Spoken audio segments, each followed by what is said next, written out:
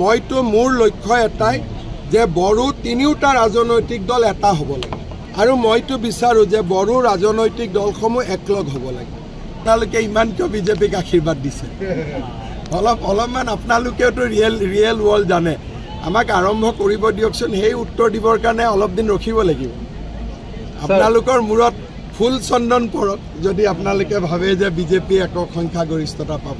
Sir, BTR ৰাষ্ট্ৰীয় দলে আঞ্চলিকতা দলক গ্ৰাস কৰিব নেকি অনাগত দিনত? বিটিআৰে যে কাকো গ্ৰাস নকৰে তাৰ প্ৰমাণটো যোৱা কাউন্সিলখনে বিজেপিৰ মেজৰিটি আছিলে। আমি ডেপুটি CMও লোৱা নাছিলোঁ, CMও লোৱা নাছিলোঁ।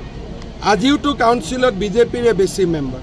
যদি সংখ্যাগৰিষ্ঠতা লাভ কৰে আজি আমি কি কৰি আছোঁ? আজিওতো কাকো গ্ৰাস কৰা নাই, বৰঞ্চ সকলোকে আগুৱাই দিছোঁ। আৰু মইতো বিচাৰোঁ যে বড়ো ৰাজনৈতিক দলসমূহ একলগ হ'ব লাগে।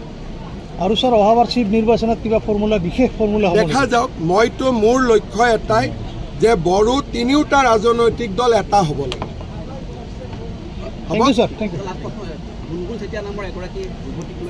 এই কথাটোতো মই গুৱাহাটীত প্ৰেছ কনফাৰেন্স কৰিম। এই কথাটো কংগ্ৰেছে ৰাজনীতি কৰি আছে। কৰিমগঞ্জ, ধুবুৰী, চাপৰ, শিলচৰ এইবিলাকৰ ৰাইজ গৈ লখিমপুৰত বহিছিল। আমি লখিমপুৰৰ ৰাইজৰ অস্মিতা আৰু তেওঁলোকৰ ৰাজনৈতিক স্বতন্ত্ৰতা ৰাখিবৰ কাৰণে আমি সেই মানুহবিলাকক উচ্ছেদ কৰিছোঁ। কোনো গুণগুণ চেতিয়াক আমি উচ্ছেদ কৰা নাই। এইটো একেবাৰে অসত্য কথা। আৰু 350 বাংলাদেশী খেদিবলৈ যাওঁতে আমাৰ কোনোবা মানুহৰ ঘৰত যদি অলপ খুন্দা এটা লাগিলে আমি কি সহ্য নকৰিম নেকি? যদি আমাৰ কাৰো গাতে অসম আন্দোলনত বিদেশী খেদিবৰ কাৰণে 855 জন শ্বহীদ হৈছে, এতিয়া যদি অসমীয়াই ভাবে যে 500 বাংলাদেশীক উৎখাত কৰক, কাষত মোৰ ঘৰটো আছে, সামান্য খুন্দা এটাও নালাগিব, তেনেকৈ জাতিটো বাচিব নেকি? তাতে কি হ'ল? কঠীয়াখিনি গ'ল, আকৌ লগাই দিলেই হ'লহেঁতেন ৰাতিপুৱা। তাক লৈতো ৰাজনীতি হ'ব পাৰে নেকি? নাই, ৰাজনীতি কোনে কৰিছে? যোনে এই মহিলাগৰাকীৰ নামত বাংলাদেশীখিনিক সংৰক্ষণ দিব খোজে। উদ্দেশ্য মহিলাগৰাকী নহয়, উদ্দেশ্য হ'ল যাতে বিজেপিয়ে উচ্ছেদ বন্ধ কৰে।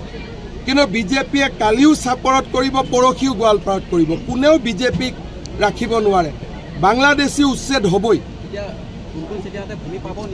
ভূমি তেওঁৰ ভূমি লোৱাই নাই। আমি তেওঁৰ যিকেইগৰাকীৰ ভূমি আমি উচ্ছেদ কৰিছিলোঁ সকলোৱে আজি ভূমিত সোমাই গ'ল। এইগৰাকী মহিলাৰ কোনো মাটি কোনেও লোৱাই নাই। এটা ৰিল বনালে হৈ যাব নেকি চব কথা?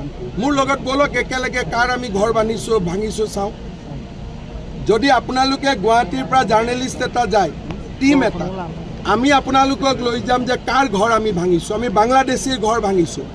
যিকেইগৰাকী খিলঞ্জীয়া মানুহৰ ঘৰ আমি উচ্ছেদ কৰিছিলোঁ, PGRত আছিলে, কেতিয়াবা উচ্ছেদ হ'লহেঁতেন, আমি ম্যাদী পট্টা দি দিলোঁ। এইবিলাক কথা ৰাজনীতি কৰি লাভ নাই। আৰু অসমীয়া মানুহে সহ্য কৰিব শিকিব লাগিব।